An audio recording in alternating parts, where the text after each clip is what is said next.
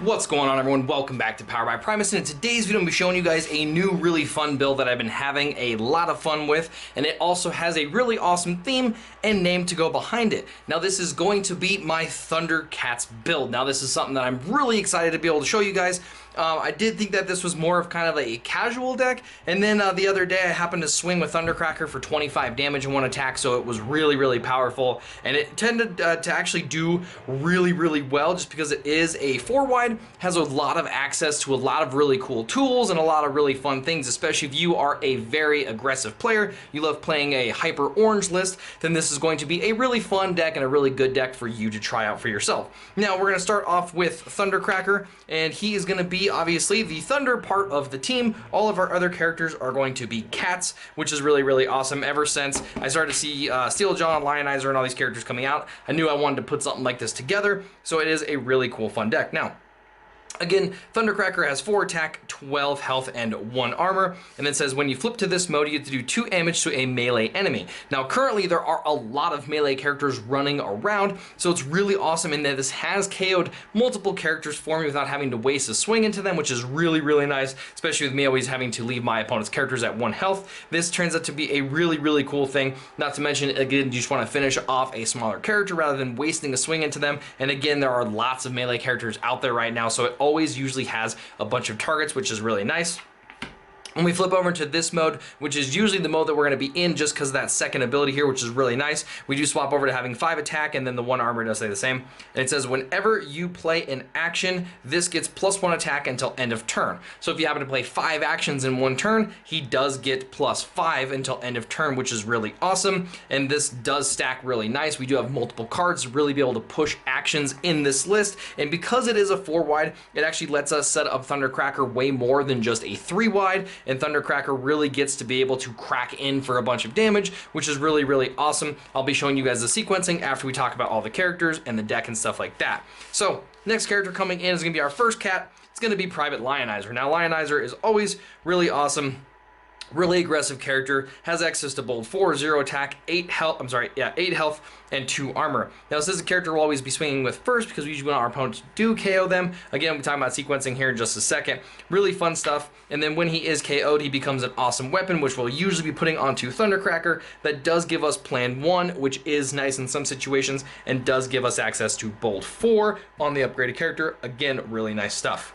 Next character coming in here is going to be Steeljaw. Now when you flip Steeljaw to this mode, now again with the Blaster list, he'll always get deployed in bot mode. However, if you're not playing with Blaster, he does start in alt mode like normal. He does have stealth while in this mode, and then it says when you flip to this character, your other characters get bold 1 until end of turn. And then when you are in this mode, he himself does have bold 1, 3 attack, 9 health, and 1 armor. And says your other characters that have 10 or more stars have bold 1. Now that will not be working with any of us because we have 5, 7, and 8, I believe. Right? 8, yep. It is a total of 25-star team. Really awesome stuff, but again, we're only going to be using it for the bold 1 on him, and then the fact he's a cat, we just have to have him in there. So, and then the last one, who's another ridiculously good character in this list, is going to be Razorclaw. Now, Razorclaw has 2 attack, 8 health, and 1 armor, bold 1 in this mode, but the other mode that we're really going to be loving him for is going to be for this mode. He does have 3 attack, 1 armor, does lose the bold, but does say that when you flip to this mode, that you can attack an untapped enemy as though they were tapped, which is really awesome. If you've ever played with Legendary Warrior Bumblebee from Wave 1, you got to really experience that ability. It's really powerful stuff. This thing really has the potential to be able to kill your opponent's main character or your main threat really early on, which is really nice, or you get to finish them with Thundercracker after they've all tapped down. Thundercracker can get in for a really big hit. So this thing really has the potential to just smash whatever it wants and really for a lot of damage. Again, I was building this just because it was more of a really fun list. Thought it would be kind of cool to do something that had a little fun theme to it. And then it turned out to be able to hit really hard and do a lot of damage. Again, like I said, I was getting in for 25 damage on Thundercracker for a couple of games. Now, I do have some games recorded that I'm going to be showing you guys. However, when I did get that 25, I did not record it. And of course, you know, if I didn't record it, it never happened. But I'll be showing you guys Thundercracker getting in for massive amounts of damage and how I'm able to get so much damage out with him. Now, I want to talk about the sequencing. Here, let me get everyone back in their normal modes, all this good jazz. So usually we want to try to go first. Now the reason why we want to try to go first is most lists are still 3-wide, which does still allow Thundercracker to feed on whoever he wants to, which is really, really powerful, but it allows us to hit our opponent's main target right off the bat. Now we're always going to be throwing in that Lionizer first, and we're going to be hitting the character that we want to hit for probably, because we do have bold 4, we flip 2 for our normal bold 4, maybe we'll hit a white and flip 2 more cards for 8, but we're usually getting in between 4 to 8 damage, maybe 9 or 10 damage for flipping some double oranges, which is really nice. Even if we happen to put 4 or 5 damage on the main character, even 2 damage on the main character, it's still a good way to get that early damage in, because we really want to try to KO that main character as fast as possible. We do run 3 blue cards in the deck, but everything else is heavy orange, so these characters can go down pretty quick to some damage as well. Now again, we want our Lionizer to go down, so it's really nice to be able to throw him first, and then our opponent is forced to go into him with their first attack, which is really cool. Now, before we do get in with Lionizer, we do not have to flip Lionizer, so this is where you get to flip one of your other characters. Now, I do not recommend flipping Razorclaw until you're ready to attack an untapped character. Again, we're going to talk about that here in just a second. So you can either flip Steeljaw or flip Thundercracker. Now, I usually choose to flip Thundercracker first, because you never know when you're really going to have to fire him off, and if you're not worried about your opponent having a marksmanship, then it's always okay to flip him. However, if you're worried about marksmanship, your opponent is running a blue deck or does have that direct damage that they're going to be trying to throw in there, then I would flip Steeljaw first, because it's easy to flip him and you don't have to worry about anything really targeting him. Even if they do, it's not wanting to stay. Even if they do happen to have that marksmanship or something, it's totally fine. So I would flip this, and then we get to attack in here with Lionizer. We get to go into our main opponent's target. They get to crack back into here, and then now this is where if we have potential for a lot of damage, we're going to be able to play an action and an upgrade at this point. So if we happen to have like a Reckless Charge, Grenade Launcher, Supercharged Grenade Launcher, whatever else the case is, our opponent will most likely have not attacked with their main character. So this is where we get to load up Razorclaw. We get to play a really powerful action on him, really powerful upgrade on him, and then swing him into that main character again. And hopefully this will take down that character. If not, it'll put them very, very close to KO range, which is really, really nice. Again, this character can get in a lot of damage, even if you want to get rid of like a Flame War, whatever main support character your opponent has that's just really annoying or really holding you back. These two characters are going to be able to deal so much damage that they can usually take down most characters going into that character's turn, even before they do get to crack in. Now, if you are going up against like a Shockwave, if you're going up against a General Optimus that is running some blues, or even a Battlefield Legend, you probably won't be able to KO him with this these two attacks. However, they will be ready for a Thundercracker to easily clean up in the end. Again, most opponents are running a 3-wide. At this point, our opponent would now send their second character most likely into Razorclaw because they don't want to KO Lionizer. Some people may KO Lionizer because they're worried about Piece of Your Tyranny. Piece of Your Tyranny is in the list. I will talk about that card when we get to there.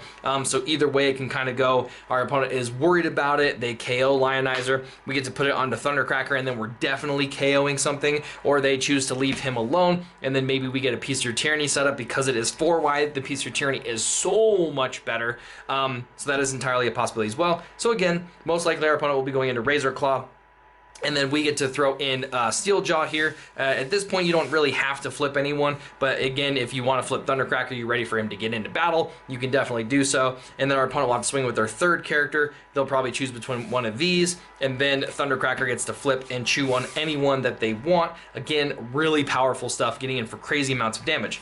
This is also the turn here before we swing in with Thundercracker, where if we do have a Piece of Your Tyranny and they have not killed the Lionizer, that's where we're going to unleash that card. Really good stuff. We get to do that. That does put the weapon onto Thundercracker. We get to KO our opponent's main character, and then we get to straighten. We get the extra turn, and then we get to smash another character. It completely will win the game out of absolutely nowhere. It is really, really strong stuff. So if you can get that ability off, I definitely recommend that you do it. So I'm going to flip all these characters back. Let's get into the upgrades, because we do have lesser upgrades and we do have actions. Only makes sense with our Thundercracker here, and we'll show all that stuff off.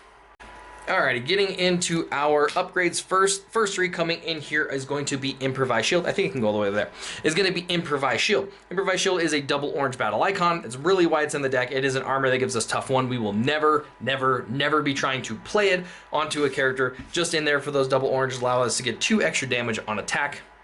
Next three coming in here are going to be Power Punch. Power Punch, again, orange battle icon. Everything except for 3 cards on the deck are all orange battle icons. Well, sorry, I guess there's a couple of whites and stuff too, and even some blanks. But these are orange battle icons helping us get in more damage when it comes to attack.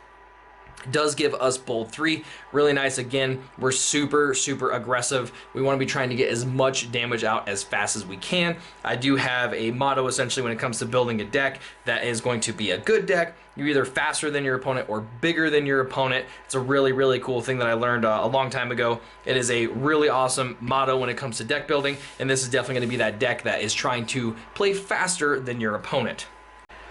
Next three coming in is going to be Erratic Lightning. Again, orange battle icon helping us out on attack. It is a weapon, does give us +3 attack, but also does give us -1 armor. So that does take into effect if you are even rocking something like Razorclaw, that when your opponent goes to crack back, you do lose that 1 armor, so it is easier for your characters to go down. However, we are putting that much more damage out, so that is where it is really nice. Next three coming in here are going to be Grenade Launcher. It is kind of a staple in almost every aggressive deck just because of how good it is. It is an orange battle icon, help us out on attack. And then it just say, after the upgraded character attacks, you do scrap this card, but it does give us +4. Again, massive amount of damage out of nowhere. So it's really nice stuff. Really hard to build an aggressive deck, especially a heavy aggressive deck that doesn't run these. So next two coming in here are going to be kind of some staples that I always have in all of my lists, and it's just to be able to handle a lot of removal that's out there. It is going to be Enforcement Batons and Bashing Shield. Now both these are going to be orange and green battle icons, so the orange is going to be able to help us out on attack, get more damage out, and then the green allowing us to fish it after a combat so we can get it into our hand, which is really nice. The Enforcement Baton says when we get to play this weapon on a character, then we get to scrap an enemy weapon, so it gets rid of a lot of that angry stuff our opponent has. Maybe they played a grenade launcher on their thrust, or they have an Erratic Lightning themselves, or if they have an Energon-Axe.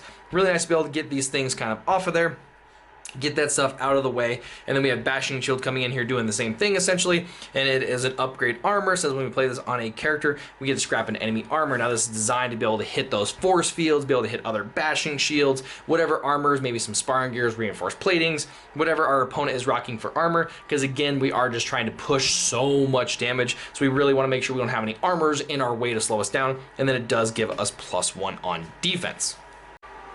Alrighty, so those are going to be the upgrades. There are a few other ones that I think are kind of useful and can be put in the deck. Flamethrower one is optional. However, the reason why I choose Power Punch over Flamethrower is the fact that most of our characters don't live past 1 swing. The only one who usually takes 2 swings is going to be Thundercracker, and so I don't really rely on cards to stick around as far as weapons to stick around on them, because they usually get KO'd. So these kind of weapons that do disappear after combat, who give the most amount of advantage when it comes to attacking, are usually where I do try to go with it. Again, this is going to be a way more action heavy deck.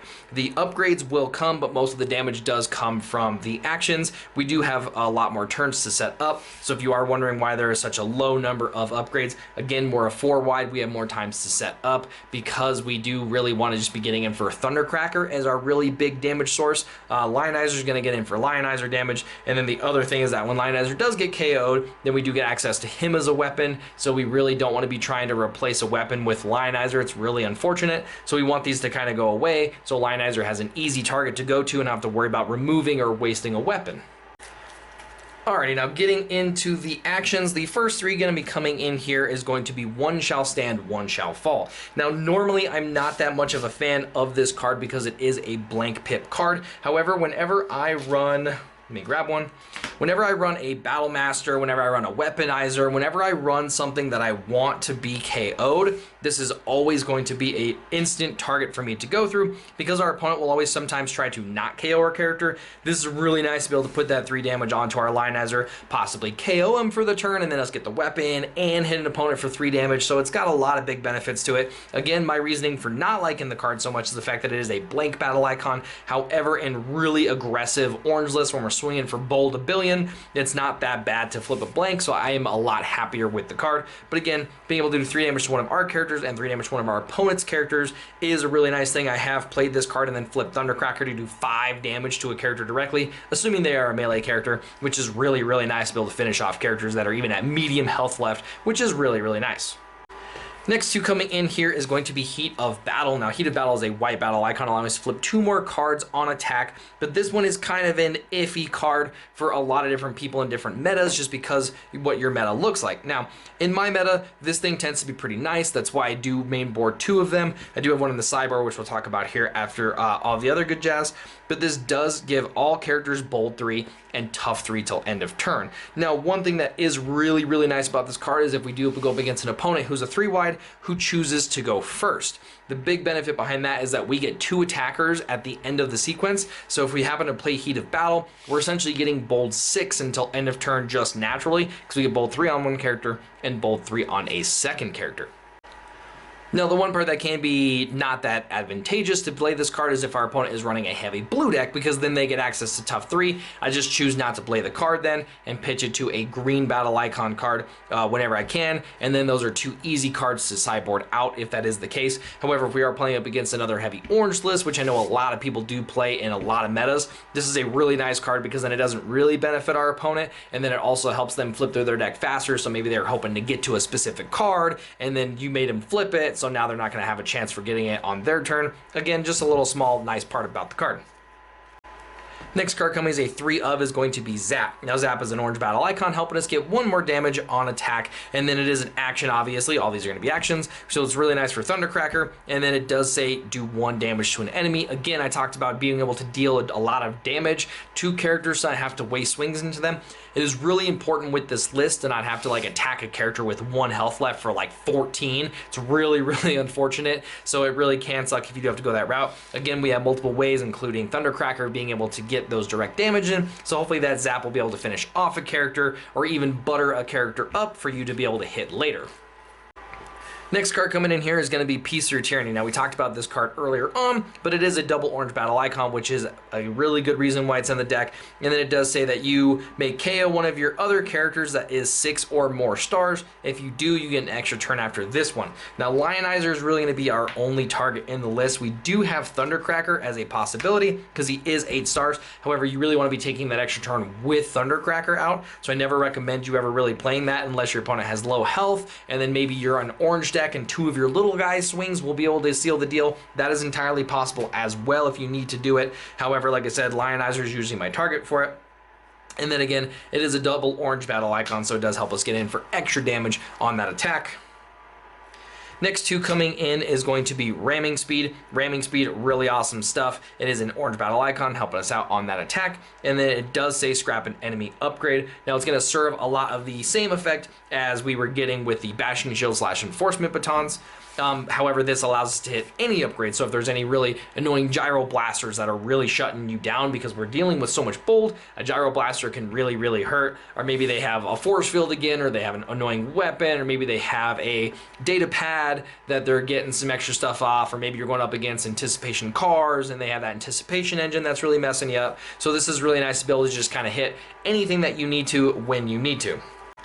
Next card coming in here is going to be Reckless Charge. It is an orange battle icon, help us out on attack again. It does give one of our characters +4 attack until end of turn, and then at the end of turn you get to deal 3 damage to your own character. Now, one little secret part about this card that I want to tell you guys about is again with Lionizer. A lot of people believe that you have to play Reckless Charge on your turn on a character you're actually swinging with, but that is not the case. All it does say is that one of your characters gets +4 attack until end of turn, and then deals 3 damage to it at the end of turn. However, you do not have to play this on the character that is attacking. Now, obviously, it's more beneficial because then you're not wasting the +4. However, let's say that you are about to swing in, you're about to get the reset on your turn. However else the case is, you want this character to go down. You can always choose to play the Reckless Charge on your Lionizer. Even if your Lionizer is tapped, he'll still get that +4, but then at end of turn, he'll take 3 and then become a weapon. So there are some times where that can be pretty fun. Again, I just wanted to point that out. It's just a little small interaction that a lot of people don't really notice with the card. However, it's really nice to be able to put on something like Thundercracker. You're getting that +4, but it actually turns into +5 because you're playing an action for the turn. So now he's swinging in for a base 10, which is quite a bit of damage. And then again, if you can happen to play this on a Lionizer, as far as just like before he even gets to attack, then he has 4 bold 4, really, really good stuff. And then again, you're putting that 3 damage on him at end of turn, making it easier for you to KO him. Next two coming in here is going to be Treasure Hunt. Now Treasure Hunt, again, really nice card. You guys saw that we weren't running a whole lot of upgrades. This card can kind of be a hit or miss. I usually am playing it when I don't really have anything else beneficial in my hand. Maybe I have a zap, but I'm not ready to use it on somebody, or maybe I have a heat of battle. And again, I'm going to say I have a blue list. I really don't need it that much. Then this is a really nice card to be able to try to dig for one of our upgrades. All of them are pretty much beneficial, so even if we happen to only hit 1 or 2 upgrades rather than all 4, that is still really nice. Another thing that is nice about it is if we're getting low on our deck and most of our double oranges are in the scrap pile, it's a really nice way to be able to play this. Hopefully get rid of the top 4, shuffle your deck on an attack, and then you have a better chance of flipping those double oranges when it does come to your attack. Next 3 coming in here is going to be Supercharged. Now Supercharged, really awesome card. Orange battle icon again, and then this is giving us bold 3 till end of turn. Pretty much that's all there is to it, just to help us really push that bold. You have to play Grenade Launcher and then this, or you play this on Lionizer, now you have bold 7. You play this and a Power Punch on Lionizer, and then you have bold 10. It can be quite a bit of bold. Even if you happen to have Lionizer on Thundercracker as a weapon after the reset or whatever else the case is, and then you go to play this, and then now your Thundercracker has bold 7. It can really turn into quite a bit of damage out of absolutely nowhere. Again, that's one of the huge powerhouses about this list.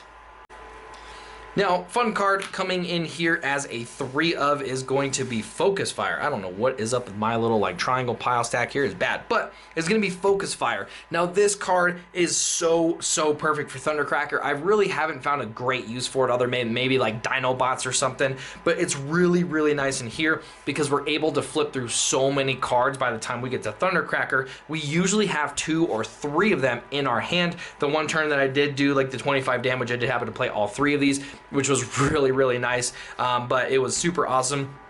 Now it is an orange and a green battle icon, orange helping us out obviously on attack, the green allowing us to pick it up after combat, which is where a lot of the fun with the card does begin. And then it says for each Focus Fire that you have played this turn, the character that you are putting it on, the action that you're playing it on is going to be getting bold 1. So when you play the first one, it's going to register as bold 1. When you play the second one, it's going to register as bold 3, 2 for this one, 1 for this one, and then when you play the last one, it's going to be bold 6, 3 here, 2 here, and 1 here. So bold 6, you guys can know, is already pretty freaking ridiculous. And then again, if we are putting this on a Thundercracker, who's going to be our main target, you are also getting +3 because you are playing 3 actions in 1 turn. So now you have 8 attack, bold 6, which is again super crazy, and you still have access to being able to play an upgrade for the turn, whether it's a Power Punch, Grenade Launcher, or you even happen to have the Fire Steel on here. Then you have even more. You're talking about bold 10 and 8 damage. Like, it is so much damage, it's absolutely crazy. So really nice stuff, really fun stuff. I obviously am a huge fan of the card. It took me a little bit, like I said, to find really a deck for it, but it really works so well with Thundercracker because the fact that you get to stack them just makes it so much more beneficial. And then the last card coming in here, really going to be putting all of this stuff together. Because we are running so many actions in 1 turn, we really want to set up Thundercracker. We're going to be bringing in Brainstorm. Now, Brainstorm is the only blue battle icon in the list. Obviously, you guys can see it's the last card in the deck, and it does say you may play an action, and then you may play another action. Now, the turn, like I said, where I did 25 damage was I played a Brainstorm. I did play 3 Focus Fires, and then I played a Reckless Charge as my last action, and it was just so much damage looking here. Like I said, that's +5 onto Thundercracker by himself, so now he's getting in for 10. You have the Reckless Charge, he's in for 14, and then I did have the weapon on here, plus the bold 6, so it was 14 base damage, and then bold 10. Absolutely ridiculous. The rest of the damage did come from the flips, which was super nutty. Really cool and really fun stuff. Like I said, it just does so much damage. It's really hard to block how much damage this list puts out. And then again, I talked about it, it's a 4-wide list, so Thundercracker usually gets the chance to hit whoever he wants, which is really nice because usually you have to like waste a Thundercracker attack into a character your opponent is forcing in front of you, or you have to waste maybe into not the character that you really want to go through just because they're going to have to crack back and KO you. So again, really nice stuff. If you get to go first, then your opponent has to essentially get hit by Thundercracker and then hope with the reset that they finish your Thundercracker in a 1 hit, which is kind of hard to do because he is sitting here at 12 health and 1 armor, so if you at least get in for 13 damage, and then maybe there's even that chance that you flip the 1 random blue, and then you happen to survive with 1. Crazy stuff. So again, this is the Thundercats list. It is just so much fun. Like I said, I've been having a blast playing it. Usually I'm not a fan of playing really hyper aggressive orange lists because it's just not really my play style, but something like this just becomes a lot more fun because you kind of get some theme behind it, and then you kind of get turns to set up and try to really get to these focus fires or set up a really cool brainstorm turn. So it's just a lot more fun. It makes it a lot more exciting, and then when you hit your opponent for 25, their face is always really awesome to look at because it's like a character with 5 damage base just got plus 20 for a turn. So it's really crazy stuff. Like I said, usually I get in for Thundercracker for at least 16 damage. So like I said, 16 to 25 is going to be his average in this list, which is a lot of damage. It's sometimes more than enough to even KO like a Battlefield Legend in 1 swing. So if you're having a lot of fun with the list, it's really awesome stuff. Even if you're choosing to go Lionizer and do the Razorclaw little tactic into like a smaller support character, and then just rely on your Thundercracker to one-shot their main character, especially if you already have 2 focus fires or a brainstorm, even 2 brainstorms in your hand, then you just draw the first couple of turns, really hold back, and then just annihilate a character. It's really awesome stuff. So these were the actions. I just showed you guys the upgrades. My sideboard is really small. It's because I'm actually having a lot of fun with the main board. Don't really change a lot with the sideboard, but let me show you what we do have set up. Alright, so my sideboard is going to be pretty basic here. Just going to show off the kind of the few stuff that I do indeed fact have.